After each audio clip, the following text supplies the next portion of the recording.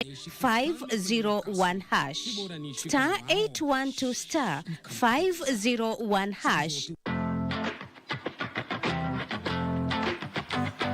Welcome to Sensei Institute. Mahali skills zangu ni pesa mkononi. At Sensei College, practical skills is the definition. Accredited by the government and founded on a Christian background, Sensei College offers all-rounded programs that are tailor-made to enhance your skills and give you the future you desire. We offer courses such as interior design, fashion and design, hairdressing and beauty, hospitality courses, trailer driving and defensive driving, building construction technology, CCTV, solar and electrical installation, photography and video production, electronic courses, vehicle electronics and mechanic courses, agricultural mechanics, ICT, and many more. To enroll in any of our campuses in Nairobi and Nakuru, all you need is your national ID card. Mapema do best. Take advantage of our monthly intake.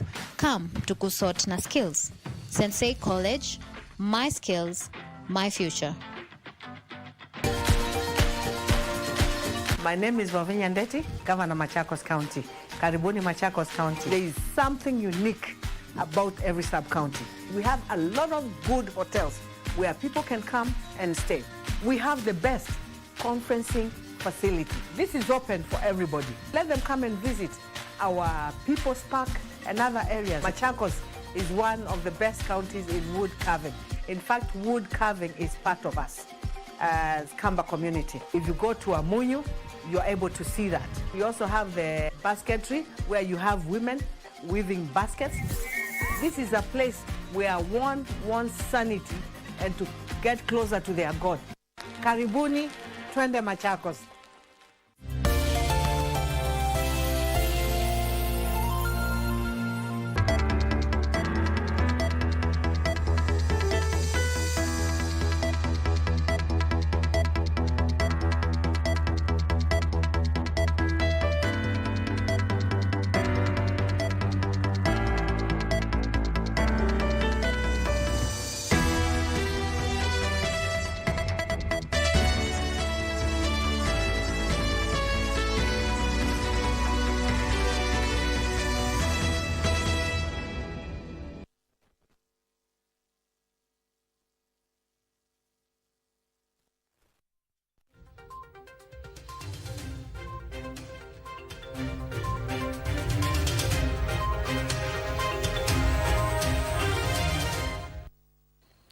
Well, good evening. Come Wednesday, you and I might be missing the services of medics and doctors across the country as they threaten to down their tools, citing lack of government goodwill in unlocking the current stalemate. More details are going to be coming up in not too long on this edition of Prime Edition. So do keep it right here. First things first, however, the highlights.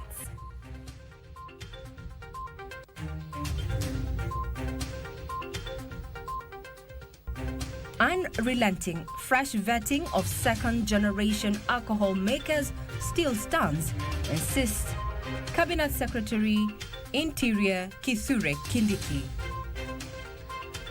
Looming strike, doctors and other medics to down tools Wednesday midnight, citing lack of goodwill from the government. Haiti Prime Minister resigns, opening a window for caretaker council. Will Kenya still send police officers?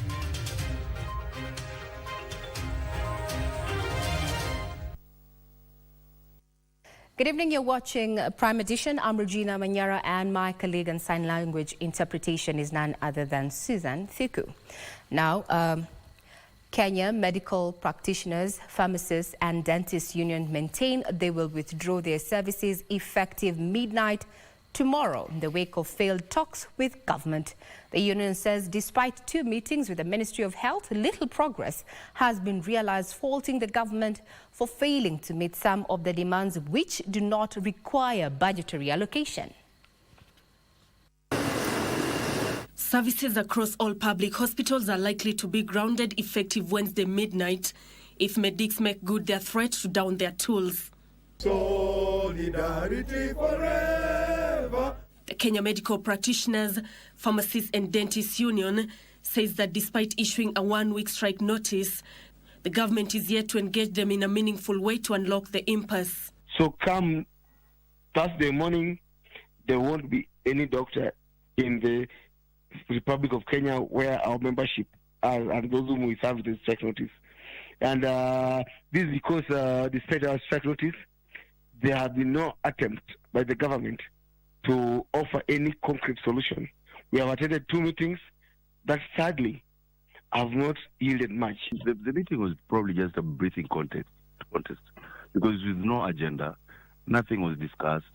There was no metrics. There was no offer from that side. It was just key and mandazi offered. There were no decision makers. Kenyans should expect what happened in the 2017. Should expect that all public hospitals will be closed, shut, even if it's not closed and shut. But there will be no single doctor in the hospital. Whoever they'll be seeing in the white coats, those will be masqueraders from 12 midnight past 1 minute.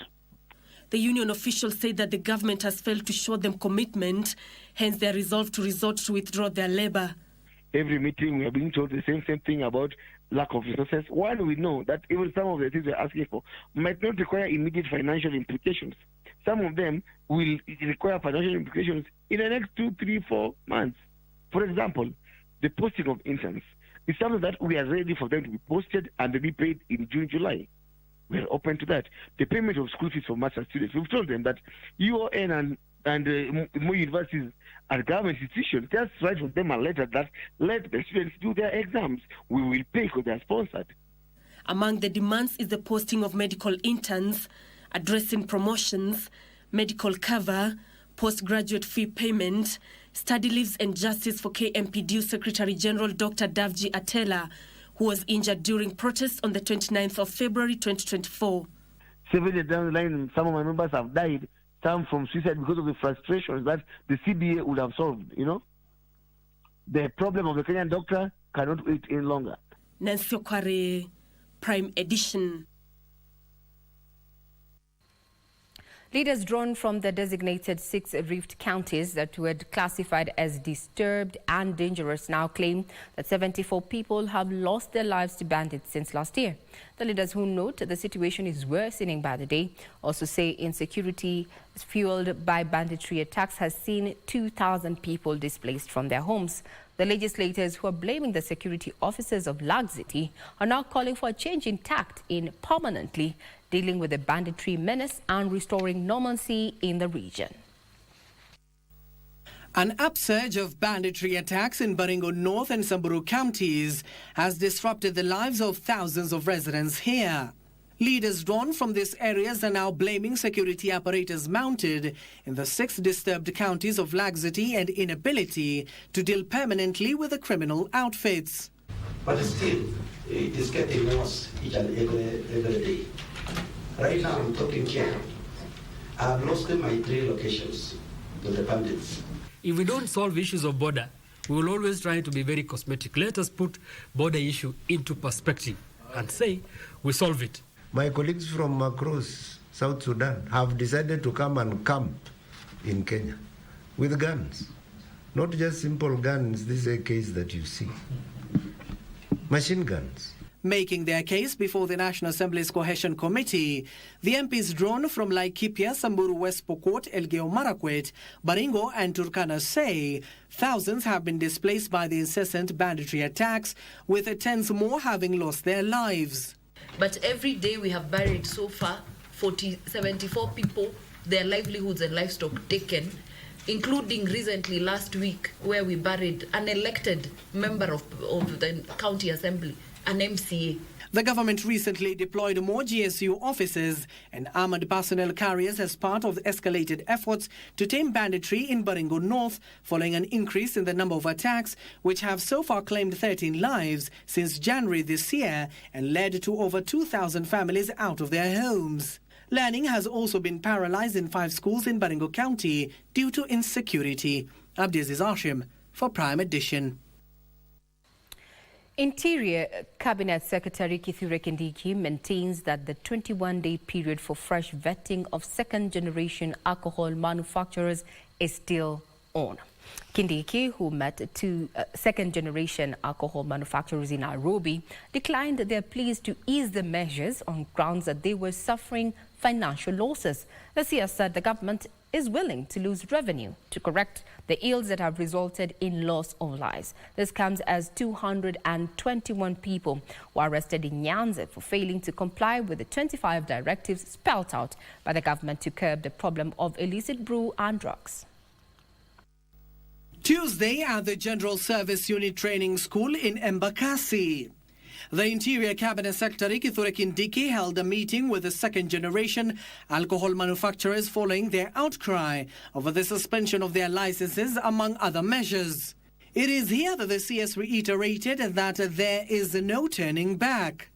All the relevant agencies have been directed to make sure that this operation and the measures are in place. So far, we've registered huge successes across the country. As you heard the Cabinet Secretary saying that we have 14 and a half days since it's now midday, going forward to ensure that we carry out this exercise and put in place legitimate businessmen and women whose products and production process does not endanger the lives of Kenyans. Pleas by the manufacturers to ease the directives, citing huge losses, will, however, not deter the CS. On 6th of March, all licenses that have been issued by county governments across the country, contrary to national law, namely the Alcoholic Drinks Control Acts, some are next to schools, next to residential areas. Those licenses are revoked and those places are shut. Kindiki maintained the war on illicit drugs and alcohol was a national security issue and that the government will not relent. But now this matter is no longer, it's beyond the normal functioning of any level of government. It's a national security matter. As government, we have been able to say that we are even willing to forego certain revenues if aligning our revenue and taxation system can help us correct the mess in this sector. This as a section of the manufacturers supported the directives, citing an influx of illegal manufacturers responsible for the poisonous brew. Na CS Kindiki nimesema tunakusupport, but let us do a proper inspection. Tuache kutuma watu tu, wewe funga, wewe enda nyumbani. Watu wako na pombe zao, walikuwa wamefungua mitungi, zinaharibikia huko ndani. And we'll be happy, sisi wenyewe, tukiwekwa kwa hizo inspections. As events were unfolding in Nairobi, in Kisumu, Nyanza Regional Commissioner Flora Moroa issued an update on the ongoing alcohol crackdown in the region. Moroa revealed over 500 raids have been conducted since Thursday last week, where 221 people were arrested, over 20 non-compliant establishments closed. And we intend to carry on with this operation until we clear our region of all the illicit alcohol, the drugs, and all narcotics. Mystery surrounding the death of a grade 8 pupil at Joy Gardens Primary in Tana, Umoja, Nairobi, has continued to deepen, with the deceased family rejecting the report of an autopsy conducted Tuesday. Speaking outside Mama Lucy Hospital mortuary, the pupil's parents faulted the post-mortem results, claiming the defendant's lawyers tried to manipulate the results. Joseph Wahungu has the details.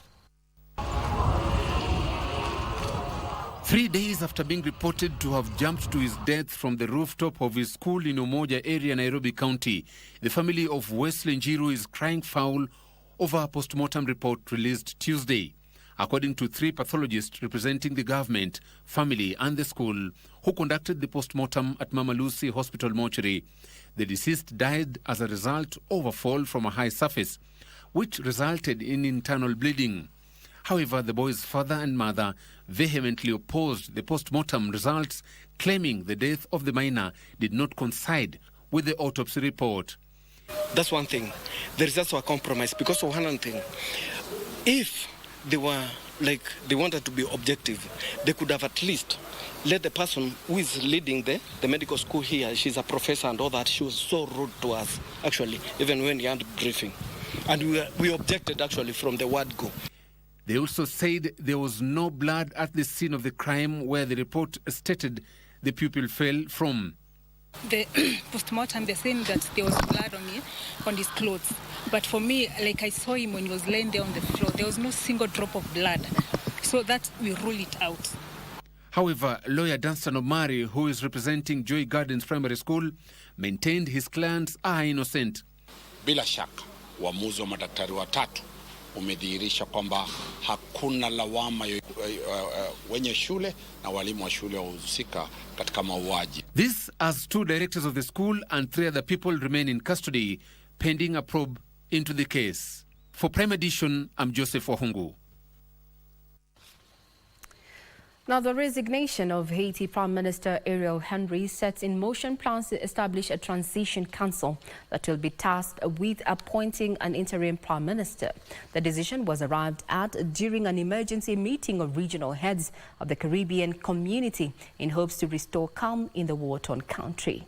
Now, the latest development is one that has security experts divided on whether or not Kenya should proceed with her plans to send police officers to lead the multinational security operation to the Caribbean nation. Timothy Kipnusu with the details of the crisis in Haiti.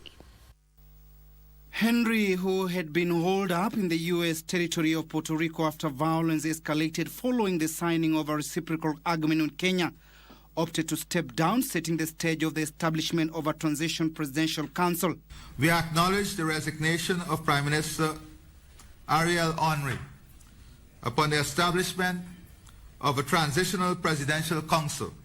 The transition council will comprise of 2 observers and 7 voting members, including representatives from a number of political coalitions, the business sector, civil society, and 1 religious leader who will elect an interim prime minister. In relinquishing his seat, the PM thanked the people of Haiti and called for peace. The developments come just a day after Interior Cabinet Secretary Kithure Kindiki revealed the deployment of the police officers was in the pre-deployment stages. Kenyan police officers will be just part of the multinational security mission in Haiti. Kenya is the lead nation, but there are so many other countries that have pledged to contribute troops. And this came from the mandate of the United Nations Security Council. So it's part of our international obligation. The unfolding events have piqued the interest of security experts who are divided on whether Kenya should abort its mission or continue. And we know that they said if Kenyan forces step in Haiti, they will do something different, what we don't expect. And our CS has come out so strong and said we're going to go ahead. Basically telling you that CS's position, the president's position, is a position of advice. They know why they're saying what they're saying. There are a lot of background information, probably where we sit, we cannot be having. But we look at it from the face value, Haiti is a very dangerous thing. A section of the experts warned deployment of officers will be a suicide mission, citing statements by gang leader Jimmy Barbecue Cherezia. If you look at the situation there, we would think, from a security standpoint, that the best person to have given this intervention are people from the Caribbean countries, Jamaica, Guyana, Bahamas. Those people are used to that terrain that is there. Jamaica has handled this kind of a situation, so they have experience are better placed. This, as others argue, the crisis is political and should be handled politically. Haitian nation, basically, most importantly, needs a political strategy for it to be able to attain the stability that is required. For the last 2 years, every person in that government has not been elected. You hear the prime minister being called de facto prime minister. No election has been done. Probably this could be the things that are triggering this level of violence and so many other breakdowns in social defenses of that nation. And many other things could be. Haiti has lacked elected representatives since early 2023, and its next election will be in the first since 2016. Timothy Kipnusu for Prime Edition. Well, in time, it seems we will know if our policemen and women are heading to Haiti or not. Now, Kiharu Member of Parliament Ndini Nyoro now claims his political forays across the country has all the blessings of President William Ruto and his deputy Rigathi Gachagua. Nyoro, who was the chief guest at a bursary meeting in Kabete constituency, attended by over 10 legislators from Mount Kenya region, said Kenyans should not read much from his recent high-octane political meeting, saying he was just playing his oversight role as a chairperson of the Budget Committee of the National Assembly.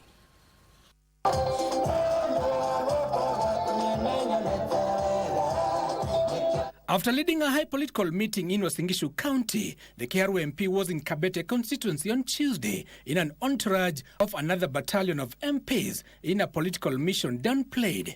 Nyoro, this time with over 10 lawmakers allied to Kenya Kwanza, majorly drawn from the Kiambu County, in a bursary meeting hosted by a local member of parliament, Gadua Wamashukuru, to assist needy students in the area.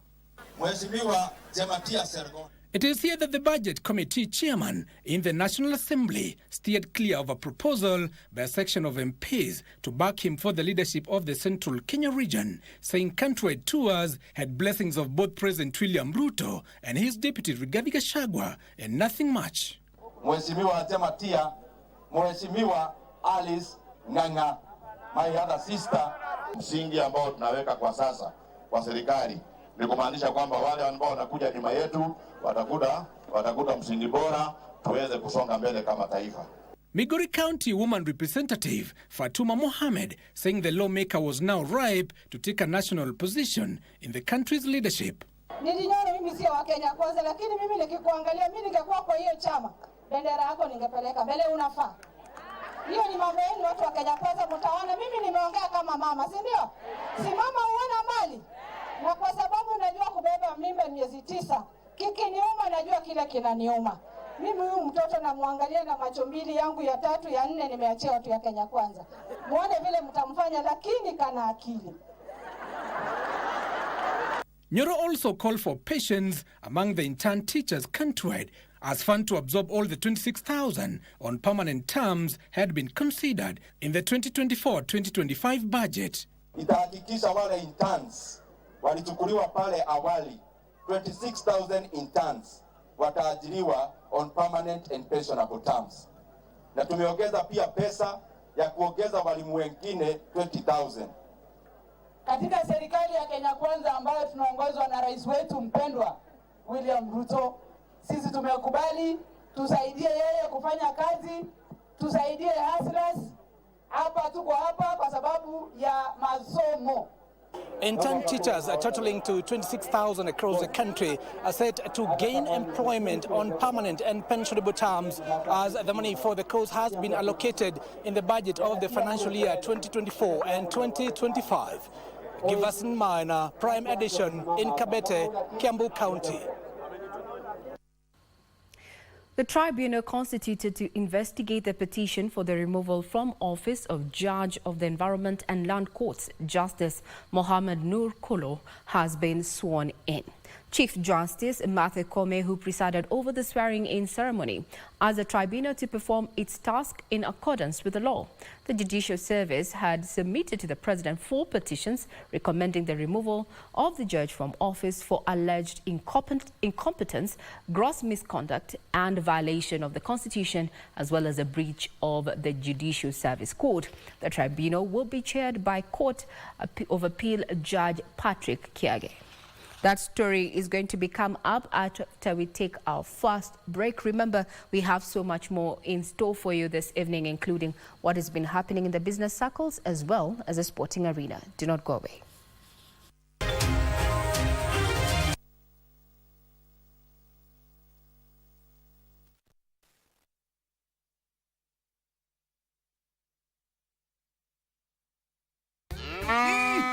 Shamba ni mbili, yako ni gani? Kwenye star 570 hash. Every 100 shillings unayotumia kwa Lucky Game inakupa 1 entry point ya kuingia kwenye drum ya draw ambayo inakupa fursa ya kujishindia moja kati ya shamba hizi mbili.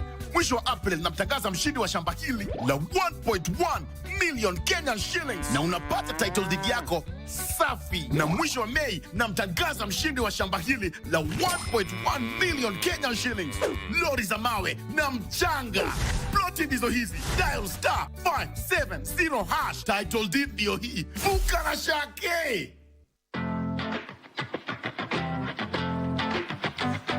Welcome to Sensei Institute. Mahali skills zangu ni pesa mkononi.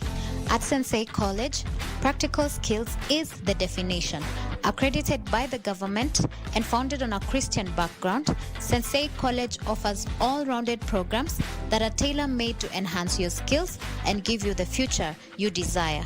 We offer courses such as interior design, fashion and design, hairdressing and beauty, hospitality courses, trailer driving and defensive driving, building construction technology, CCTV, solar and electrical installation, photography and video production, electronic courses, vehicle electronics and mechanic courses, agricultural mechanics, ICT, and many more. To enroll in any of our campuses in Nairobi and Nakuru, all you need is your national ID card. Mapema ndo best. Take advantage of our monthly intake. Come to kusort na skills. Sensei College, my skills, my future. Alonso, just forget that woman, please. It's not that easy, Remigio. There are moments in life, Sergio, when we must bet all or nothing.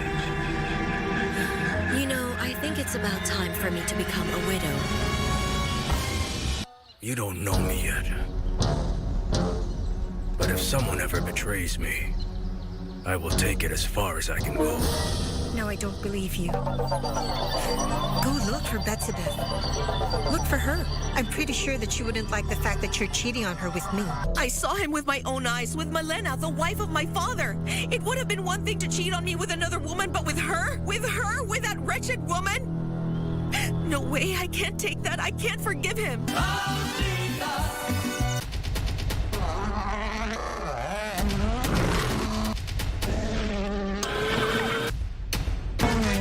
In the pursuit of greatness, WRC Safari Rally traverses Kenyan terrain through 5 stages.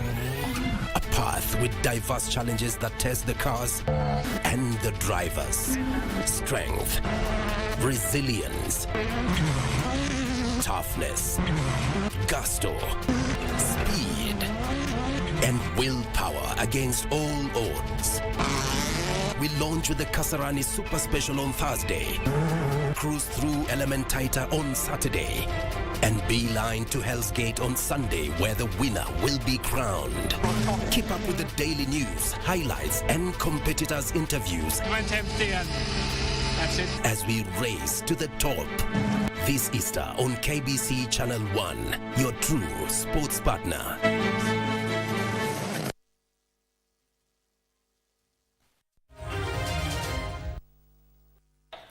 Good evening. You're still watching Prime Edition. Now the tribunal constituted to investigate the petition for the removal from office of Judge of the Environment and Land Court, Justice Mohammed Noor, has been sworn in. Michael Madiga with the details. Tuesday afternoon at the Supreme Court, Chief Justice Martha Koome swears in a tribunal to inquire into the petition of the removal from office of Justice Mohammed Noor Kulo, Judge of the Environment and Land Court. The Judicial Service Commission, JSC, had submitted to the President 4 petitions recommending his removal premised on the matter in which the judge handled 116 matters during the time he served in Narok Law Courts. It is alleged that he occasionally delayed and failed to deliver a specified number of judgments and rulings. The President, after receiving the petition, directed his suspension from office with immediate effect. I have no doubt that you will be able to balance that, the responsibility given to us by the people and our own accountability as judges to live within the parameters of the Constitution. And for me, Honorable Chair, and the members of the tribunal, I know all of you have been selected because you are distinguished professionals in your various professions. On behalf of myself and on behalf of my fellow members of the tribunal, obviously with all those that will be assisting us, we wish to indicate that we, in keeping with the oath that we have taken, go into this work with all the seriousness, all the gravity that it takes, and we shall bring our combined experience, our combined sense of justice, our combined sense of the need for the judiciary and all those that serve in it to live up to certain standards. The tribunal will be chaired by Justice Patrick Kiage Omwenga, with its members being Lady Justice Margaret Njoki Mwangi, Justice Anthony Charo Mrima, Senior Counsel Jinaro Kipkemoi, Wanjiku Mariri, Rukia Abdinasir, and Charles Mulila. It is all systems go as Chief Justice Martha Koome sweared in a 7-member tribunal to investigate the petition for the removal of Justice Mohamed Nur Kulo, Judge of the Land and Environment Court, who has been accused of misconduct. Michael Mondiga for Prime Edition, Supreme Court, Nairobi. Climate change experts want the government to employ more environment judges to expedite cases relating to climate change. The Pan-African Climate Justice Alliance says the low number of environment judges is slowing down matters of compensation. To advance the cause of climate change and human rights, PACJA says today has signed a comprehensive partnership with the network of African national human rights institutions. In 2005, Kenya became one of the first African countries to open a Lands and Environment Division of the High Court to hear and determine disputes relating to the environment and the use and occupation of and title to land. The Pan-African Climate Justice Alliance is urging the government to work with non-state actors to increase the number of judges handling climate-related issues. PACJA Executive Director says to address climate injustice in the country, there is need for more collaborative approach by all stakeholders. As a country like Kenya, it has tremendous impact in the National Poverty Reduction and Sustainable Development Blueprint, as you know, the Agenda 2030. We need projects, we need, dams, deep trenches. We need people to have knowledge and skills required to, fuse indigenous knowledge and the technology that is coming in. To advance the cause of climate change and human rights, PACJA has today signed a comprehensive partnership with the network of African national human rights institutions. I think this initiative will go a long, long way, not only in serving the people of Kenya, but in serving the continent of Africa in terms of promoting human rights in accessing climate justice. The pact will help fast-track the compensation of victims impacted by effects of climate change and aid in the formulation of policies with a holistic approach to human rights. They have to provide that money so that communities who are suffering impacts of climate change, droughts, floods like the ones you saw in Northeastern, those are impacts of climate change. Opicho Chemtai for Prime Edition. The High Court has barred Thika Land Registrar Felix Mecha Nyakundi from selling or accessing his multi-billion shillings properties pending investigations by the Ethics and Anti-Corruption Commission, and also agreed that the EACC retain 4.2 million shillings seized by the anti-graft body during a sting operation. In the application filed last Friday under certificate of urgency, EACC told the High Court, Nyakundi has accumulated massive wealth, not commensurate with his non-legitimate sources of income. In seeking his detention, EACC argued that unless the preservation orders were granted, their recovery work will be in jeopardy. Justice Esther Maina said EACC had made a compelling case, allowing the finalization of investigation into claims of embezzlement of public funds, abuse of office, and unexplained accumulation of wealth.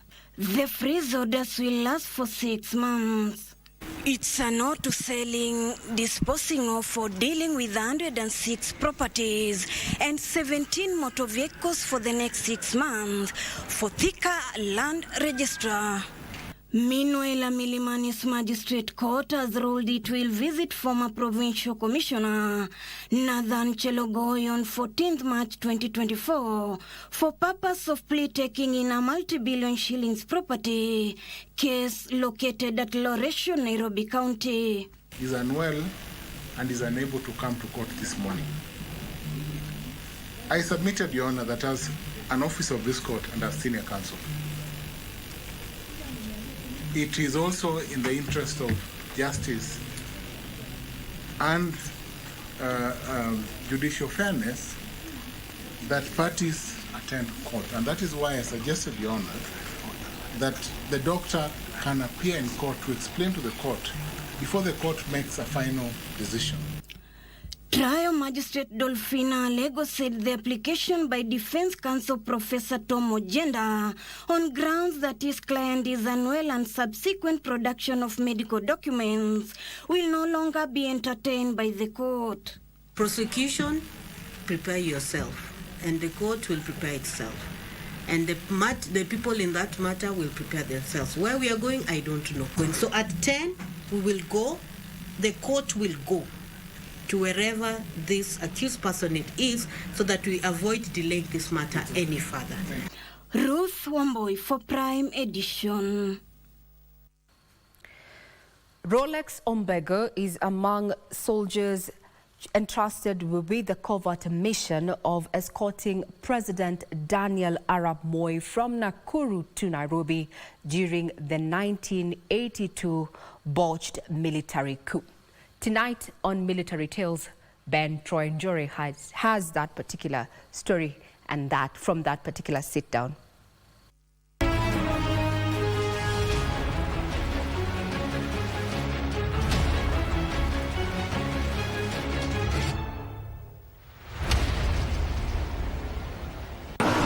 We journey from Nairobi to Gilgil in Nakuru County. In 1982, during the botched military coup, President Moi at the time was right here in Nakuru County, and there were some soldiers who were tasked with ensuring that the president is safe and is transported safely back to Nairobi, where he was supposed to say, "I'm still in power," and the military coup had been neutralized. And we're here to visit one of the military veterans who was among the few chosen soldiers to transport the head of state and offer security from here in Nakuru County. Here we meet Rolex Sami at his home. We would later have a sit down with him and his fellow veterans as we enjoy the scenic view of Naivasha at Ndumbo. This road goes all the way to... Born 69 years ago in Nyamira County, Ombega schooled in Kisii. I was born around 69 years ago in Nyamira County. I went to school by the school known as Mongoli Primary School. From Mongoli Primary School, after my standard 7, I went to Kisii High School. After my O-levels in Kisii High School, I wanted to be a teacher. So I was employed as an untrained teacher. So I studied Muimini at secondary school. His dream to join the military would be actualized in 1977 when he was among the recruits who tried out for the coveted position. During those days, if I remember, joining the force was a calling. Because I remember for me to be recruited in Kisii town, I started following these guys from Kericho. When there was recruitment in Kericho, I was there, just watching what was going on so that I can be able to know what to do in Kisii the following day. After a rigorous training and pass-out parade, he was posted to the One Care in Nanyuki. Some of us wanted to run away when the training started because it was tough. It was tough compared to what I was doing as a teacher. He would study military communication and signals and later as an armament technician, which gave him valuable skills on how to operate an assortment of arms and tanks. So after college, I was posted to One Care, that is Nanyuki. A letter came that this guy has been posted to a wrong place. He was supposed to be posted to 66 Artillery Battalion, which is in Kenyatta here, Kenyatta Barracks. I did communication. During that time, we had RS. There was RS class and there was an OS class. operator signaler, and then there was a regimental signaler. So I joined the regimental signal. I was appointed to be the CO's operator. And during that time, the CO was General Tony. I served in Eritrea. I came back in 2003. Posted to School of Him again now as an instructor. I'm a Mentec. Yeah, I'm a Mentec. All silaha zote. Kuna silaha ikipita mkononi wangu inatetemeka. Saa hii, hata ukiniweka kwa shimo, upige risasi hapa nitakwambia hiyo imepigwa na bunduki fulani. Yes. Bora nisikie sauti yake. I'll tell you in pistol. Hiyo ni AK-47. Hiyo ni G3. I'll tell you. He had a colorful military career, but his memorable task was that of transporting the late President Moi in an armored vehicle from Nakuru to Nairobi during the botched 1982 coup. During that time, people had gone out for an exercise. It was a big exercise. I was in 81 and I was left there.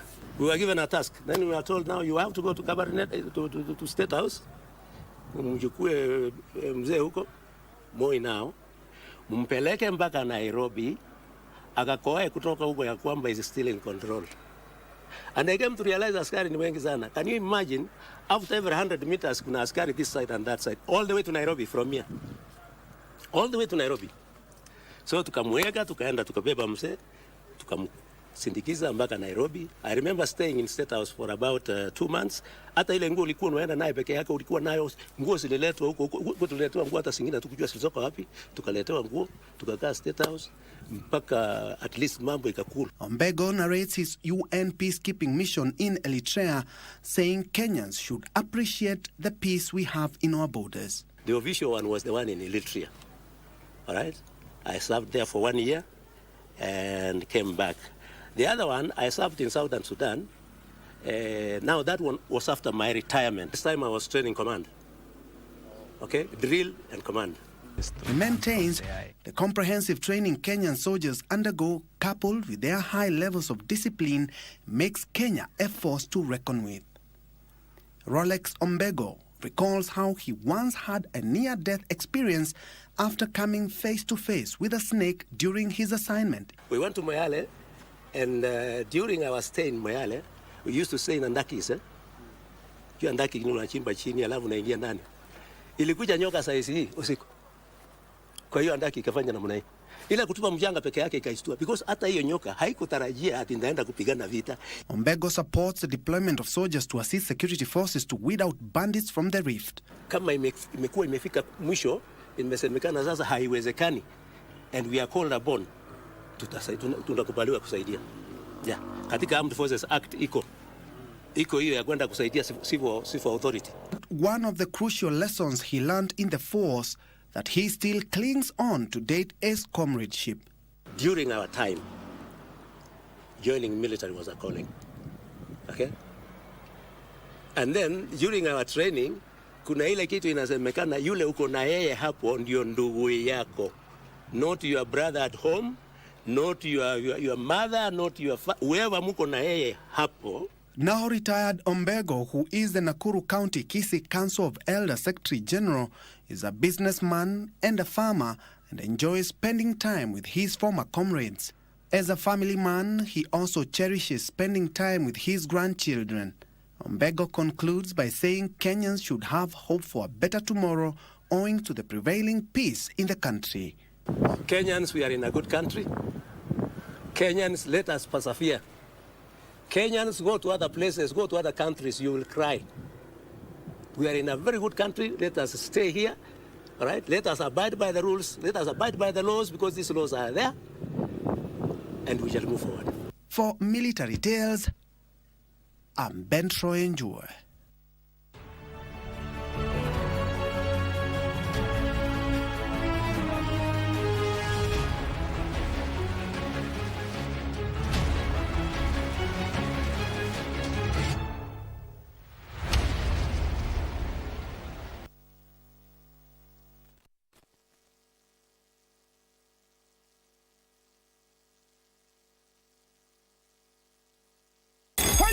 Sisi ya kungoja kwenye star 570 hash kuna ploti na ni up to 1.1 million Kenyan shillings with a genuine title deed na inakungoja star 570 hash ukana shake.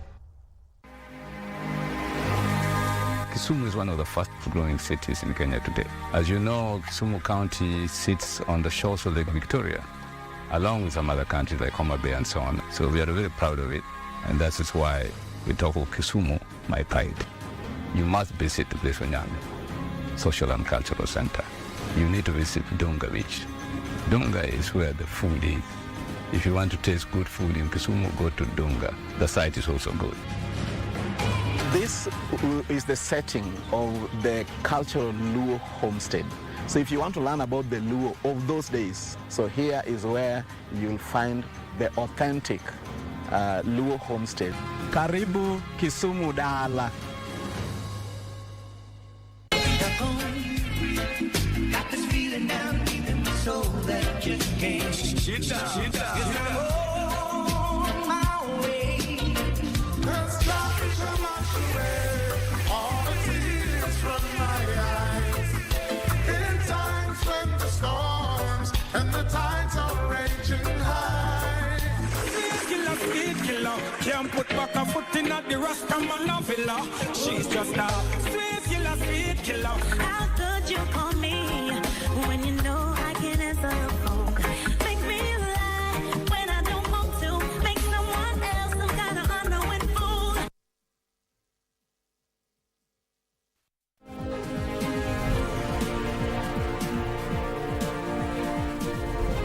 We shift focus to matters business, where short-stay rentals platform Airbnb has announced a ban on surveillance cameras inside rental properties beginning May this year. The move is meant to address the privacy of customers and to streamline the company's policies on security cameras. This comes amidst calls by Kenyans to regulate operations of the rental accommodation and install CCTV cameras inside Airbnbs for security. Nimonjega has details. Insecurity incidences in short-stay rentals in Kenya hit headlines in January this year. This is despite the mother company Airbnb distancing itself, saying the properties where the crimes took place were not listed on its platform.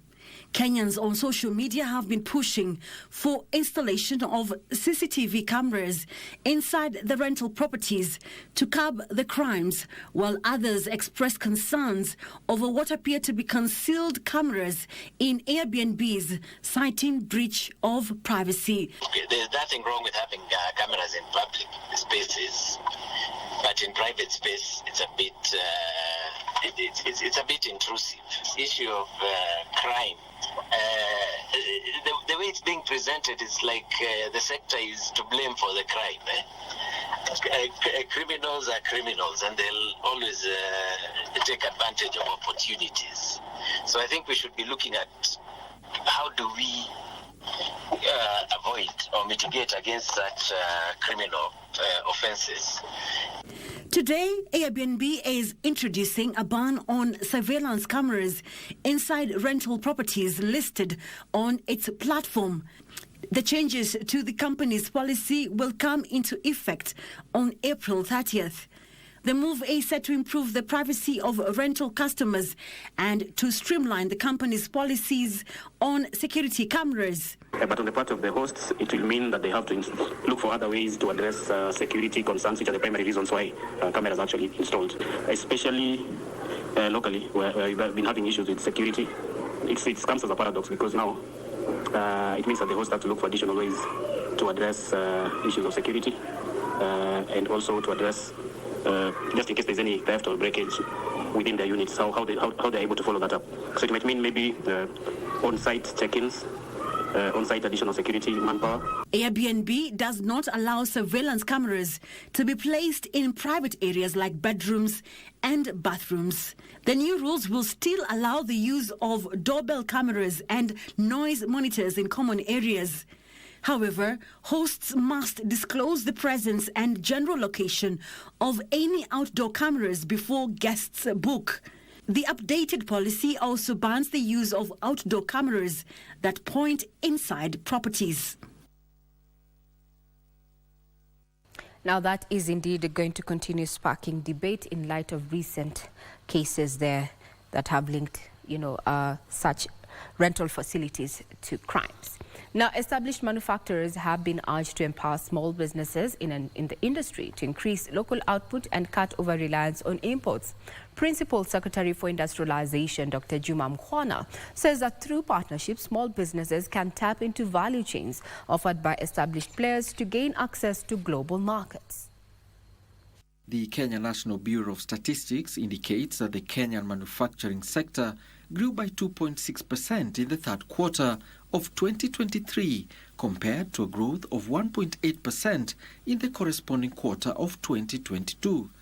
The government is pushing for more manufacturing, especially by smaller players, in a bid to accelerate the country's industrialization. As a country, we'll only move forward when Kenyans appreciate that this country will be industrialized through the efforts of Kenyans. So as government, we are encouraging, we have a lot of policies, we have developed standards, we have financing from institutions like KDC if you want money for manufacturing. The government targets to increase the contribution of the jobs created annually through the county aggregated industrial parks. Already 18 have been tendered, construction is underway. In the next financial year, we have again budgeted for another 18. So by the end of 2025, we'll be looking at 36 industrial parks in our counties. And we are looking at the raw materials that each county has. On their part, small manufacturers such as those in the informal Juakali sector say more can be done to improve the condition of the entire manufacturing value chain. We need a deliberate move where if there is a government delegation to Singapore, to China, put a few Juakali sector artisans on that plane. Carry them with them so that they go and also learn the new technology, new machinery, make connections and things like that. In the past, high inflation, high production costs, competition from imported goods, and depreciation of the Kenyan shilling against major trading currencies have been shown to be the major challenges for the sector. Alanauko, Prime Edition. The Capital Markets Authority is inviting your views on the draft amendments to the margin trading regulation that involves buying securities by borrowing funds from a broker at an interest rate. Capital Markets Authority CEO Wycliffe Shamir says the new regulations are expected to enhance market liquidity by increasing the supply and demand for securities. In a bid to enhance the responsiveness to changing dynamics, market developments, technological advancements, and emerging stakeholder expectations, the Capital Markets Authority CMA has drafted amendments to its regulatory framework. CMA has developed margin trading regulations, reviewed the guidelines on financial resource requirements for market intermediaries, and amended the commodity markets regulations. The authority's CEO, Wycliffe Shamir, says the introduction of margin trading is expected to enhance market liquidity by increasing the supply and demand for securities and maintain the stability and integrity of financial markets. The Capital Markets Commodity Markets Regulations 2020 has been amended to introduce fees to support regulatory oversight over licensed entities in the commodities sector. The new license categories include intermediary service platform providers, broker-dealers, trustees, custodians, and money managers. Margin trading was recommended as one of the measures to improve liquidity in the equity market in the 2015 World Bank report on potential measures for the improvement of liquidity in the Kenyan equity markets. Frederick Moki for Prime Edition.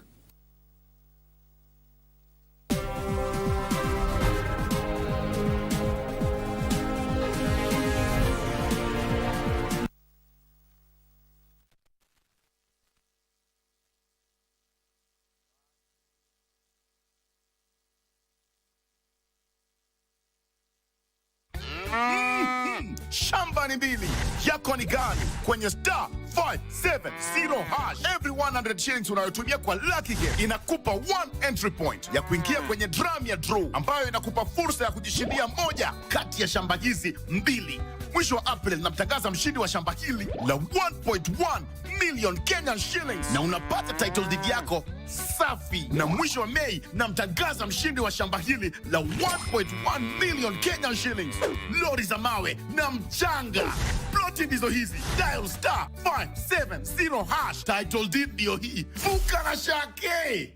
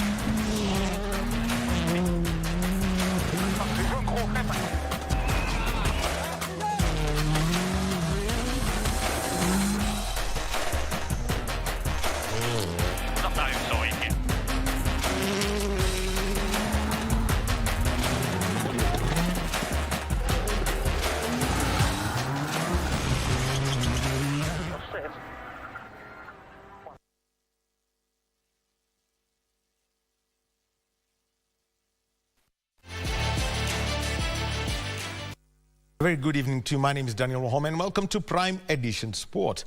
Let's start with good news for athletes, where the Ministry of Sports and the Kenya Revenue Authority are working on a framework to shield Kenyan sportsmen and women competing in international events from double taxation ahead of the 2024 Paris Olympic Games. Kenya is expected to send a strong contingent to the games slated for the 26th of July to the 11th of August in France. Kenyan athletes may soon get a reprieve from double taxation after Cabinet Secretary for Sports Ababuna Mwamba revealed that the ministry and the Kenya Revenue Authority are working on a way to ease the burden of Kenya sportsmen and women of being double taxed. Our athletes have always raised the concern that when they win any earnings in foreign lands, they pay taxes at source. If you win something in Paris and you are paid something, it is taxed at source. And I'm delighted to announce that we have been working on a framework to shield our athletes, our sportsmen and women from double taxation. And we have finally struck a deal with the Kenya Revenue Authority and Treasury, which will, from now moving forward, protect our athletes from double taxation. Namwamba disclosed this while unveiling the Preparatory and Management Committee for the Paris 2024 Olympic and Paralympic Games, and at the same time gave an update on the ongoing process of selecting the official Team Kenya ceremonial Olympic attire. It feels like this is a period where Kenya is showcasing itself, particularly now that we have the media here. It's showcasing itself to show that we've been working together as a ministry, the sporting fraternity, those that have other talents, creative economy, coming together to say, yes, let's see what we can showcase as Kenyans. The Team Kenya will camp in the French city Miramas as they target to win more medals compared to Tokyo 2020, where they finished with a total of 10 medals, 4 gold, 4 silver and 2 bronze medals. For us, as part of the lead team of Team Kenya, to say thank you to Waziri and the PS because of making this process open, making it public and making it engaging to everybody, so that when our Kenyans step out, do I say step out or ride out or ride in? River saying it will be a reflection and the Kenyans will feel they were part and parcel of that. So Connie will come and just take us through the technical aspects. So far, 2 teams, Sports Malkia Strikers and Shujaa, have qualified for the Olympic Games, while para-rower Asia Mohammed and para-athletes Nancy Chelangat, Mary Njoroge and Wesley Sang have also qualified for the Paralympic Games. Joy Nabwile for Prime Edition. Rugby Sevens teams, the Morans and Taekwondo, leave the country tomorrow for Ghana to take part in the ongoing 13th edition of the African Games in Accra. The Team Kenya is determined to bring home more medals after bagging a total of 31 medals in the previous edition held in Morocco in 2019. The national rugby team Morans has been pulled alongside host Ghana and Egypt in the 13th Africa Games. Rugby Sevens competition is set to be held between 18th to the 21st of this month at the University of Ghana. We've gone through our paces, gone through our areas of concern, and as of today, when the boys were doing their captain's run, I was impressed with what I saw, and I think the boys are ready. It's just a build-up of the next tournament, which is in Germany, and the Olympic squad. The national high jump record holder Zedi Chesira is aiming at jumping her lifetime best at her debut in the continental competition. I'm so happy and I thank God for this far actually. I'm promised to do my level best. The biggest ambitions is to go, hit the qualifying mark for the Olympics, and if you come with a medal, if I manage to get a medal, that's a bonus. On my side of 100 meters hurdles, I'm ready and I'm going to get my medal. Nimejitayarisha vilivyo, niko sawa kabisa. Training tumetrain, kitu tu yenye imepaki tunang'ang'ana na mambo ya techniques, ambapo tumeona leo vile tumerusha iko sawa, si mbaya vile. Nitaleta gold. Kulingana na my preparation si mbaya, mwili si mbaya. Niko prepare tu, tuende tufanye mzuri Africa. The female taekwondo team of 4, led by Coach Mwendwa, has vowed to give its best kick in the championship and is optimistic of bagging medals in the various categories. I hope to do my very best and represent my country as I've always done, because in 2019 I remember I won silver medal for Kenya. I expect good results, definitely, more than 4 medals. The teams are currently in a residential camp at the Moi International Sports Center, Kasarani. Nora Mwangi, Prime Edition Sports. And Rising Stars head coach Salim Babu has named a provisional squad that consists of players from various teams to prepare for the upcoming four-nation tournament for the under-20 age group set to take place in Malawi between the 18th and the 26th of this month.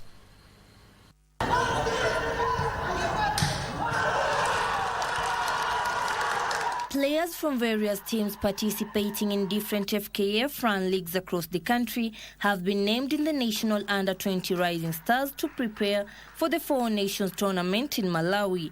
Ibrahim Wanzala, Adra and Kibet are among 12 junior stars named in the team by head coach Salim Babu. Wanzala and Kibet were among top performers at last year's Sekafa Under-18 Championships. Goalkeepers in the team include Ibrahim Wanzala of Kakamega Homeboys, Junior Odhiambo of Migori Youth, Joshua Kea of Rainbow, Kevin Alois of Madara United, and Isa Emuria of Ulinzi Stars. Team defenders include Nesta Olum of AFC Leopards, Sigum Maina of Kariobangi Sharks, Junior Masinza of Kakamega Homeboys, Francis Kamau of Bidco United, and Paulo Chuoga of Gor Mahia, among others. Midfielders include Linus Munyao of Rainbow, Hamisi Otieno of Homa Bay, Lucas Maina of Ulinzi Stars, Bernard Ouma of Nairobi United FC, Kelly Madada of AFC Leopards. Forwards include Delphine Omuri of Shabana, Hassan Benja of AFC Leopards, Adriano Lo of...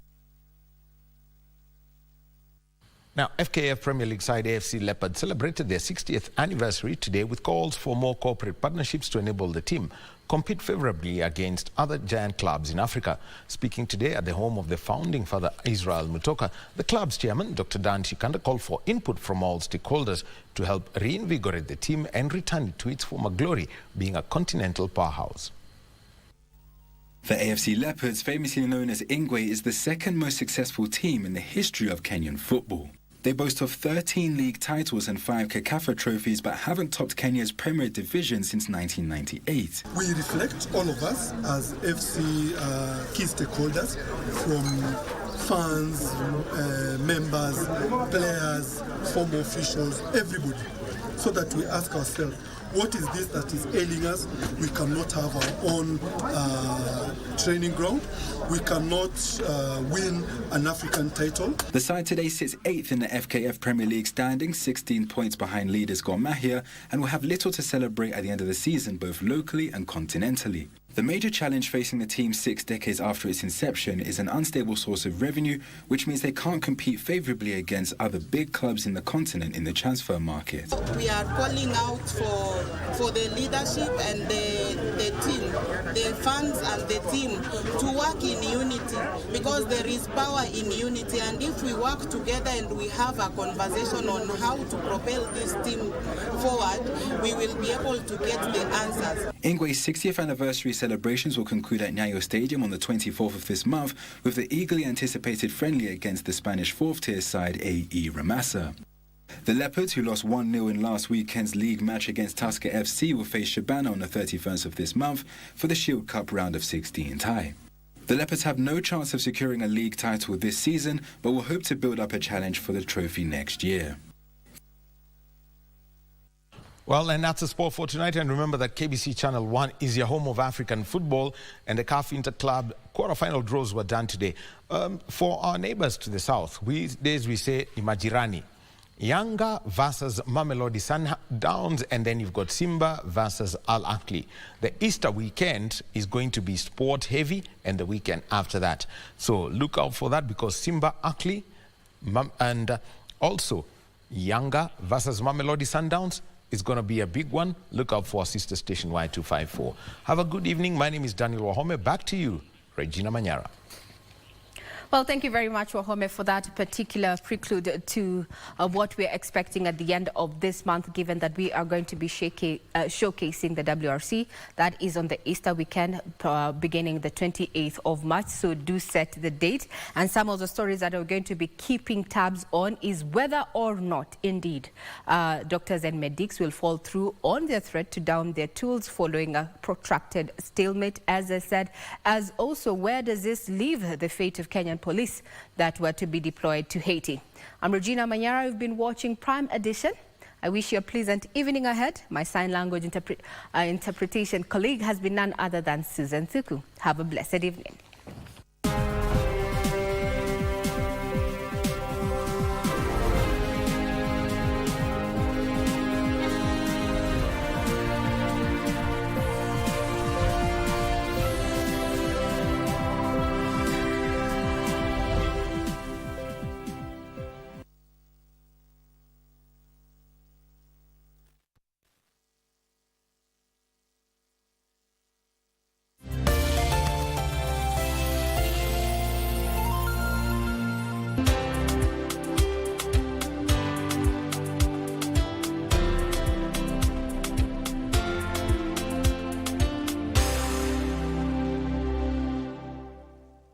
Ili kupata uchungu mtamu kama sikiza tuni yako, bonyeza *812 *504 hash. Je, wajua kuwa kuna uchungu mtamu? Bwana mmoja kaona kipepeo kichanga kikijikakamua kutoka nje ya shimo la ukuni. Akakitazama kwa huruma mno, akahisi uchungu kwa niaba yacho.